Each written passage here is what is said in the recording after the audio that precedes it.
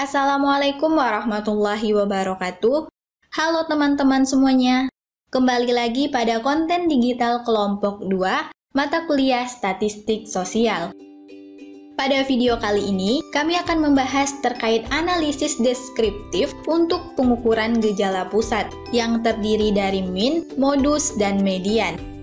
Sebelum membahas terkait materi, maka terlebih dahulu saya akan memperkenalkan anggota dari kelompok 2, yaitu Almar Ananda, Korina Salsabila, Melia Absaini, Zuleha, Nurul Aulia Putri, Sri Wahyuni, Nilam Nurida, Norfitri Ayu Ningmas, Hantita Dwi Karnia, Novang Cahya Sri Kartini, Teresia Silitonga, dan Nadia. Untuk itu, langsung saja kita kepada pembahasan materi. Yang pertama, kita akan membahas terkait rata-rata atau average. Nah, rata-rata atau average ini merupakan suatu nilai yang dapat mewakili suatu kelompok data. Nilai ini disebut juga sebagai ukuran gejala pusat, karena pada dasarnya terletak di tengah-tengah dan memusat ke dalam suatu kelompok data yang telah disusun menurut besar kecilnya nilai data tersebut. Ukuran gejala pusat merupakan suatu ukuran yang dapat digunakan untuk mengetahui kumpulan data mengenai sampel atau populasi yang telah disajikan dalam bentuk tabel atau diagram, di mana ukuran tersebut dapat mewakili sampel atau populasi tersebut. Ada beberapa macam ukuran gejala pusat, yaitu rata-rata atau min, median, modus, desil, persentil, dan kuartil. Selanjutnya, kita akan membahas rata-rata hitung atau yang biasa dikenal sebagai min. Nah, rata-rata hitung atau min ini terbagi menjadi dua, yaitu rata-rata hitung untuk data berkelompok dan rata-rata hitung untuk data tidak berkelompok. Untuk mencari rata-rata hitung dari data tidak berkelompok dapat dilakukan dengan cara membagi total nilai sekelompok data atau seluruh nilai pengamatan dengan jumlah pengamatan. Rata-rata hitung dari data tidak berkelompok juga dapat dicari menggunakan dua rumus sebagai berikut. Yang pertama, yaitu rata-rata hitung populasi. Nah, rata-rata hitung populasi dapat dicari dengan menggunakan rumus, yaitu sigma nilai variabel yang dihitung ke N dalam populasi dibagi dengan jumlah pengamatan populasi. Sedangkan rata-rata hitung sampel dapat dicari menggunakan rumus, yaitu sigma nilai variabel yang dihitung ke N dalam sampel dibagi dengan jumlah pengamatan sampel. Sebagai contoh, di kota X terdapat 5 toko buah mainan. Jumlah penjualan dalam satu hari dari kelima toko tersebut dapat kita lihat. Toko A sebesar Rp100.000, toko B Rp75.000, toko C Rp120.000, toko D Rp125.000, toko E Rp80.000. Berdasarkan data tersebut di atas, bahwa rata-rata dari jumlah penjualan dari 5 toko mainan tersebut dapat dirumuskan dengan nilai rata-rata populasi sama dengan sigma xi, atau dikatakan dengan jumlah dari penjualan dalam toko selama satu hari dibagi dengan N banyaknya toko. Jadi 100.000 ditambah 75.000 ditambah 120 ditambah 175 ditambah 80.000 dibagi 5 dapatlah hasilnya 100.000. Jadi data rata-rata dari penjualan 5 toko mainan di kota X adalah sebesar Rp100.000 per hari. Dalam memperoleh data di lapangan, sering dihadapkan pada data dengan bobot masing-masing pengamatan yang berbeda dari satu pengamatan dengan pengamatan yang lain. Oleh sebab itu, untuk mempermudahkan dalam menghitungkan rata-rata hitung, yang digunakanlah rata-rata hitung dengan rumus sebagai berikut. X sama dengan sigma WI dikali XI dibagi dengan sigma WI. Sebagai contoh, data hasil panen dari 5 petani di desa Y adalah sebagai berikut. Dapat kita lihat pada tabel 3.1 hasil panen padi dari 5 orang petani di desa Y. Berdasarkan tabel tersebut, rata-rata hitung tertimbang hasil panen padi dari kelima petani di desa Y dapat dirumuskan dengan X sama dengan sigma WI dikali XI dibagi sigma WI, yang dimana sigma WI ini diketahui luas sawah, sedangkan XI ini merupakan jumlah panen per hari. Dapat dijumlahkan terus dikalikan dan dibagi, dapatlah hasilnya 45,59. Jadi rata-rata hitung tertimbang hasil panen padi dari kelima petani di desa saya tersebut sebesar 45,59 kW. Baiklah, selanjutnya rata-rata hitung data berkelompok. Nah, untuk mencari rata-rata hitung data berkelompok hampir sama dengan rata-rata hitung data tidak berkelompok. Perbedaannya hanya jika dalam rata-rata hitung data tidak berkelompok merupakan nilai penjumlahan X dibagi dengan N, di mana nilai X adalah nilai absolut, sedangkan untuk rata-rata hitung data berkelompok, nilai X adalah nilai tengah masing-masing kelas. Dengan demikian, rata-rata hitung data berkelompok merupakan penjumlahan nilai tengah dengan frekuensi masing-masing kelas dibagi dengan jumlah frekuensi atau dengan rumus sebagai berikut. Nilai rata-rata sama dengan sigma FR dikali XI per sigma FR, dengan FR adalah frekuensi, sedangkan XI adalah nilai tengah. Nah, sebagai contoh bisa dilihat pada tabel 3.2. Pada tabel tersebut digambarkan tentang distribusi frekuensi persediaan beras dalam kilogram dari 50 pedagang di kota X tanggal 31 Desember. Nah, di sini kita diminta untuk mencari rata-rata hitung persediaan beras dari 50 pedagang di kota X per 31 Desember. Nah, untuk menyelesaikannya bisa menggunakan rumus yang telah dijelaskan tadi, yaitu nilai rata-rata sama dengan sigma FR dikali XI per sigma FR. Maka dari data di tabel didapati sigma FR dikali XI sama dengan 5735,0, sedangkan untuk sigma FR-nya atau jumlah frekuensinya sama dengan 50. Maka didapati hasil sama dengan 114,7 kg. Jadi rata-rata hitung persediaan beras dari 50 pedagang di kota X per 31 Desember sebesar 114,7 kg. Nah, teman-teman, selain mencari rata-rata hitung data berkelompok seperti yang digunakan pada rumus sebelumnya, kita juga dapat menggunakan rumus skala D, yaitu rata-rata sama dengan CI sigma DI dikali FRI kemudian dibagi sigma FR. Setelah itu baru ditambah dengan XI0.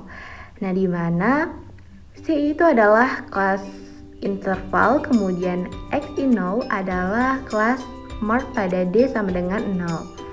Nah, teman-teman bisa lihat nih pada tabel 3.3 mengenai distribusi frekuensi persediaan beras dalam kilogram dari 50 pedagang di kota X tanggal 31 Desember. Nah, pada tabel tersebut teman-teman bisa lihat persediaan beras pada 90 sampai 99 kg itu sebanyak 2 orang, kemudian 100 kg sampai 109 kg sebanyak 20 orang, dan seterusnya. Pada tabel juga ditentukan nilai tengah atau XI pada 90 sampai dengan 99 kg itu nilai tengahnya adalah 94,5, di mana 94,5 ini berasal dari nilai tengah dari 90 sampai dengan 99, atau lebih mudahnya teman-teman bisa menambahkan 90 tambah 99 kemudian dibagi dengan 2. Begitu juga dengan selanjutnya. Kemudian untuk skala D juga sudah ditentukan min 2, kemudian min 1, dan seterusnya. Nah, untuk nilai yang min 4 itu didapat dari DI dikali dengan FRI, di mana DI pada persediaan beras 90 sampai 99 kg itu min 2 dikali dengan FR-nya atau frekuensinya sebanyak 2 sehingga hasilnya min 4. Nah, begitu juga dengan selanjutnya. Sehingga didapatkan X sama dengan CI sigma DI dikali FRI dibagi sigma FR ditambah XI0 sama dengan 10 dikali 1 kemudian dibagi 50 frekuensinya ditambah 114,5 dan hasilnya 114,7 kg. Median merupakan nilai yang berada di tengah atau rata-rata dari dua nilai yang berada di tengah jika data jumlah genap. Setelah data tersebut diurutkan, mulai dari yang terkecil sampai dengan yang terbesar. Atau, median adalah nilai tengah suatu kelompok data di mana data itu terbagi dua, seperti halnya dengan rata-rata hitung. Dalam mencari nilai median, juga harus membedakan antara data tidak berkelompok dengan data berkelompok. Median data tidak berkelompok. Untuk mencari nilai median pada data tidak berkelompok, data yang ada harus diurutkan terlebih dahulu. Dari letak median dicari dengan rumus N tambah 1 dibagi 2. Contoh, pertama, nilai ujian statistika dari 9 mahasiswa adalah 90, 84, 55, 60, 65, 62, 79, 78, dan 89. Untuk mencari median data tersebut diurutkan terlebih dahulu, yaitu menjadi 55, 60, 62, 65, 68, 79, 84, 89, dan 90. Letak median adalah N tambah 1 dibagi 2, yaitu 9 ditambah 1 dibagi 2 sama dengan 5. Jadi, letak median adalah urutan kelima yaitu bernilai 78. Kedua, nilai ujian statistika dari 10 mahasiswa setelah diurutkan adalah sebagai berikut. 55, 60, 62, 65, 78, 79, 84, 89, 90, dan 92. Letak median adalah N tambah 1 dibagi 2, yaitu 10 tambah 1 dibagi 2 sama dengan 5,5. Jadi, letak median adalah antara urutan kelima dengan keenam, yaitu antara 78 dengan 79. Maka, nilai mediannya 78 ditambah 79 dibagi 2 sama dengan 78,5. Setelah mengetahui apa itu median, sekarang kita beranjak untuk membahas tentang apa itu median data berkelompok. Untuk mencari nilai median pada data berkelompok, itu dapat menggunakan beberapa langkah berikut. Yang pertama, menentukan letak median dengan rumus N/2. Yang kedua, mencari nilai frekuensi kumulatif kurang dari masing-masing kelas. Dan yang ketiga, nilai median dicari dengan rumus seperti tampak pada layar. Untuk lebih memudahkan teman-teman semuanya dalam memahami median data berkelompok, berikut kita langsung saja ke contoh penerapannya. Yaitu pada layar tampak bahwa data yang kita ambil itu mengambil data dari distribusi frekuensi persediaan beras dari 50 pedagang di suatu kota, kita misalkan saja X, per 31 Desember.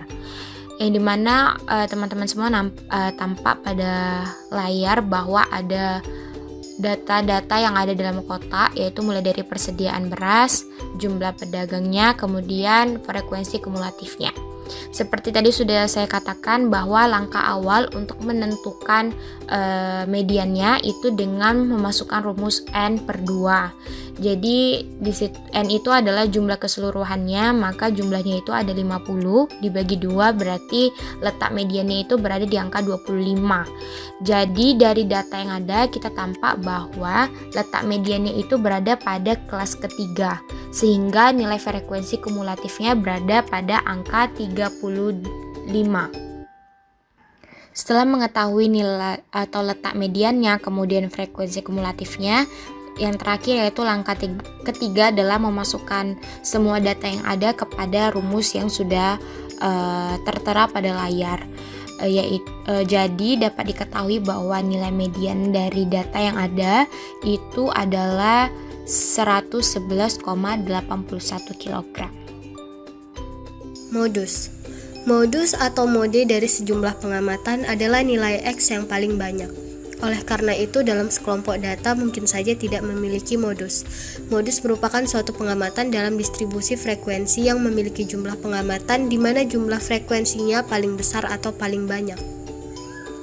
Seperti halnya dengan rata-rata hitung dan median. Dalam mencari nilai modus juga harus membedakan antara data tidak berkelompok dengan data berkelompok. Modus data tidak berkelompok. Dalam suatu data tidak berkelompok dapat terjadi tidak memiliki modus dan memiliki modus lebih dari satu nilai. Contoh soal yang pertama. Di kota X terdapat 5 buah toko mainan. Jumlah penjualan dalam satu hari dari kelima toko tersebut adalah sebagai berikut. Toko A Rp100.000, toko B Rp75.000, toko C Rp120.000, toko D Rp125.000, toko E Rp80.000. Pada contoh tersebut tidak memiliki modus karena masing-masing toko jumlah penjualannya tidak sama. Sedangkan contoh soal kedua, di toko Y terdapat 7 buah toko mainan. Jumlah penjualan dalam satu hari dari ketujuh toko tersebut adalah sebagai berikut. Toko A Rp125.000, toko B Rp175.000, toko C Rp120.000, toko D Rp125.000, toko E Rp80.000, toko F Rp175.000, toko G Rp75.000.